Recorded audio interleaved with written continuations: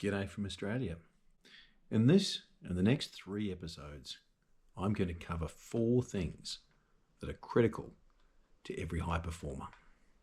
To find out what these are and how they hold the key to success, stay with me. Most people think productivity is a time problem. It's not. Well, sometimes, but that's only part of it. But it's never purely a time problem. Because almost everyone has experienced this. How does it sound? You've got a full day, 24 hours in the day, no major interruptions, plenty of time to get things done, and somehow nothing meaningful happens. We've all been there. Not necessarily because the person is lazy. Not many people are actually lazy, not that lazy that they achieve nothing. And it's not because we lack ambition. Notice I said we, because this gets to me sometimes too. Because we lack energy. And by energy, I don't mean sugar that wakes you up or electricity. It's get up and go. That's the hidden part of progress many people overlook. Energy. Time alone doesn't create results. Energy determines whether time gets used effectively or wasted completely. And once you understand that and you understand just how important energy is, a lot of frustration suddenly starts to make sense. My name is Brian Dance. I've spent more than 30 years working in business, leadership, and high-performance environments. And one thing I've seen a lot is that people who perform consistently well are usually not the people with the most time. Remember, we all get the same number of hours in the day. Although granted, some of us have got commitments, families, sports, responsibilities. Doesn't matter. The people who perform consistently well are not the people with the most time. They're often actually the busiest people, but they are also the people who understand how to manage their energy intentionally. They manage their intentionally. I'll come back to that. So let's just think about that for a second. Hello, by the way, and welcome to The Long Way Forward. This is episode 42. And today, I'm talking about something that massively affects productivity, consistency, focus, and progress in every area of life.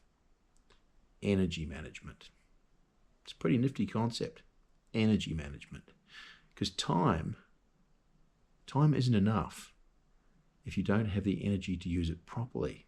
Oh, and before we go any further, quick pitch. If this series is helping you think differently or giving you practical things you can use, please take a moment to like, subscribe, or comment. It just helps boost the podcast and makes me feel good too.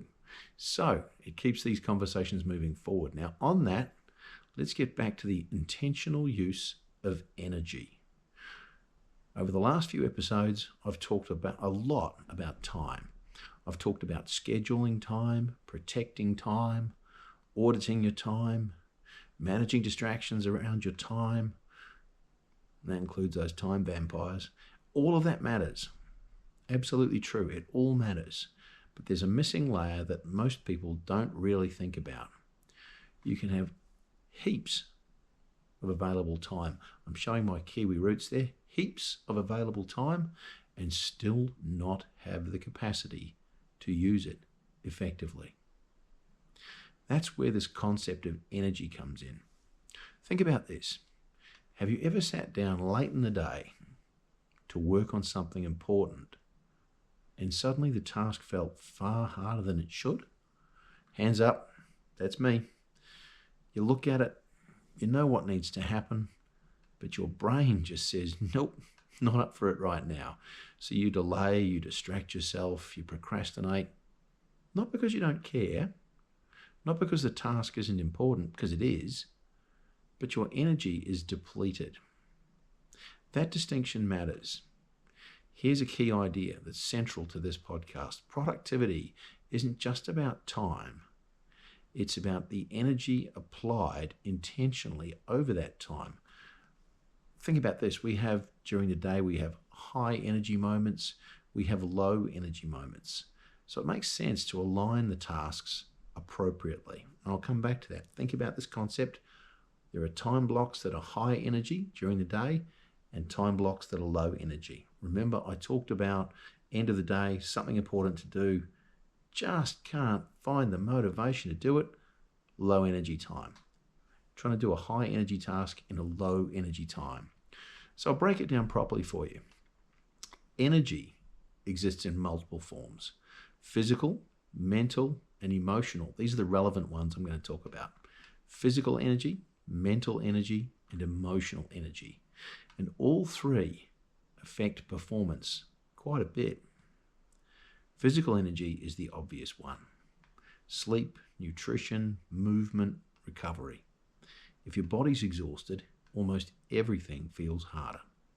Focus is harder, discipline becomes harder, decision-making becomes way more difficult. And most people underestimate how much poor energy, poor physical energy, impacts your thinking quality. You don't even know it, you're making mistakes, but you sure find out about it a few days later. Hands up. Yep, I've been there too. We're all in this together, people. Let's get back to mental energy, the next concept.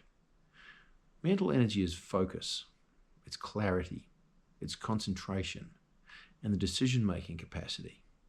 It also affects how efficiently you work. And you only get a limited amount of high-quality mental energy each day. And every decision you make consumes part of it. That's why tasks that feel easy in the morning sometimes feel frustrating at night or late in the day, not because the task changed, but because your available mental energy changed. So plan your days around this idea. Look at the tasks that are going to take high mental energy. Plan them for the morning. They'll be the tasks typically that you don't want to do, or the ones that are somewhat intimidating sometimes. Do them in the morning. You will feel better. They're out of the way, they are done, and they're probably done better too, because you hit them when you're at a high mental energy time. So I'll just run that again. The difficult tasks, the ones that are going to take a lot of mental energy, do them first thing in the morning. Just feels better. Low energy tasks in the afternoon. That's when you're starting to wind down. In business, this might mean client meetings and outbound calls in the morning. In the afternoon, scheduling, planning, email, or LinkedIn. The next one, I'm going to dive back to that actually. I'm going to dive back to that. You know you've had a full-on day of mental energy when you walk home, you walk in the door, and your brain is just whirring around at 100 miles an hour. You feel like your whole head is tired. That's when you know you've had a full-on day. That is a low mental energy moment right there. So let's get back to emotional energy. That's the third of the three energy horsemen. I'm going to call them emotional energy. Stress, pressure, frustration, conflict. These things consume your emotional energy quietly in the background. You may physically have time, but emotionally you're completely flat. Now that matters too. Here's where this connects. Emotional energy connects to everything we've already discussed. You can build the perfect schedule, but if your most important work is sitting in your lowest energy window, performance drops dramatically. That's why understanding your personal energy patterns matters so much. And I'm going to come back to emotional energy as well, because this one's actually deserves almost a mini series on itself. If you're in business, if you're in sales, even within your own relationships, when you have an interaction, if you're at a low emotional energy state, if you're unhappy, you're frustrated, if you're in that low emotional energy state, the other person is getting that version of you. Is that a good representation of who you are? Probably not. Is it fair for them? Probably not, because they're not getting the best out of that interaction either. So if you know true high performers monitor, they're self-aware of their emotional state, their emotional energy. And if you know that you're terrible, in a terrible emotional state, don't inflict that on someone else. You won't get the result you want. Park it, have an annual leave day, have a sick day, rest. Only present the best version of yourself. Check your state at the door before you walk in. Make sure people see and receive the best version of you possible. That's how important emotional energy is. And again, that's why understanding where your personal energy is matters so much. Now I'm going to make this practical. Think honestly about your day. If not today, maybe yesterday. Think about it. Think about any day. When, at what time of the day do you operate best? And it's not the same for everyone. You have to make it about you. When do you operate at your peak? For me, it's mornings. But for some people, it's in the middle of the day. Others, it will be evenings. Everybody has periods during the day where you naturally feel sharper, clearer, and more focused. That time window is when your highest value work should happen. Not whenever it fits, but where it performs best. Now that's a pretty major mindset shift, and it's a bit of it really opened my eyes when I learned this many years ago. And on ideas, I mentioned this earlier, LinkedIn. I often share additional thoughts on LinkedIn around leadership, self-improvement, and motivation. If these conversations resonate with you, by all means, feel free to connect with me there also. Search me up, Brian Dance, on LinkedIn. Quick pause. Pause for thought. Think back over your last few days and be honest with yourself. When, during those days, were you most productive?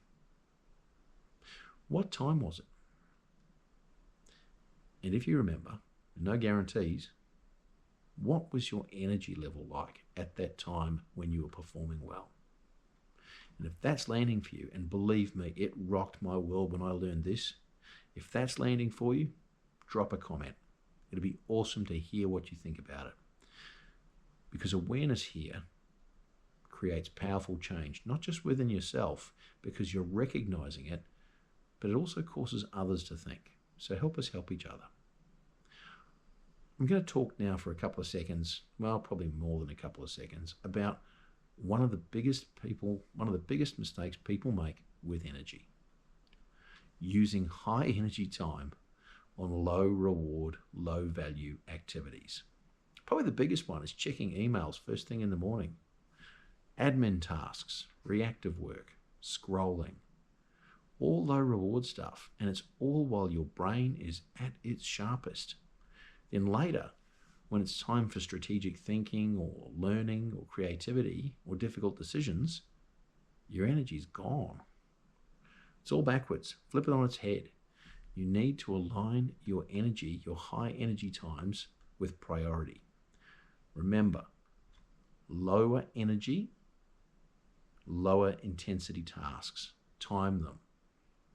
Work out when your lower energy times are.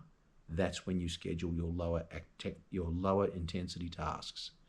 Now that on its own will change your outcomes significantly over time. In real life, it might mean fitness. So you schedule workouts after work every day. But by then, you're exhausted mentally and physically. So you occasionally skip sessions, and then you skip a few more sessions. Is this issue really discipline? Or is the timing that you're choosing to have your workouts, is that timing fighting your energy pattern? Think about it. Maybe the solution is not try harder.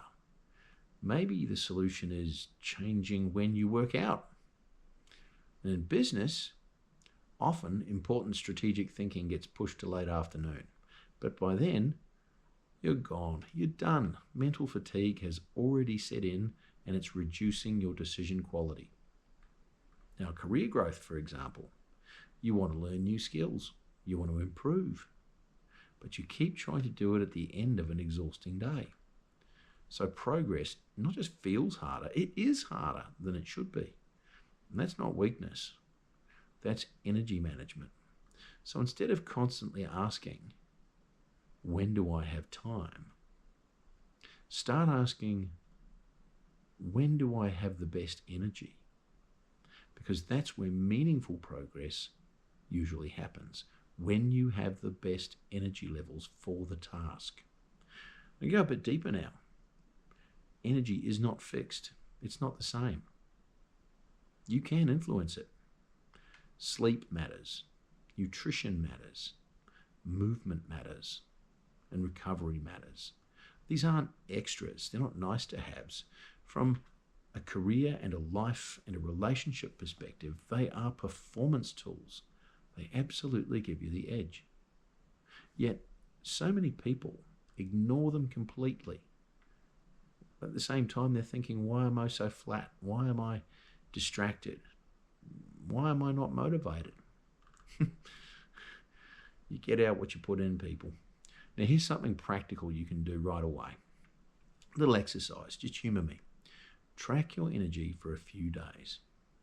Write it down, a little diary. You should have one by now. Track it. Notice when you feel sharp. What time of day do you feel alert?